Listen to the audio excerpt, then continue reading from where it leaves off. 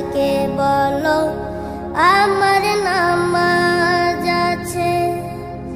নামাজ বিহীন পরপারে কি জবাব দিবে তুমি প্রভুর কাছে?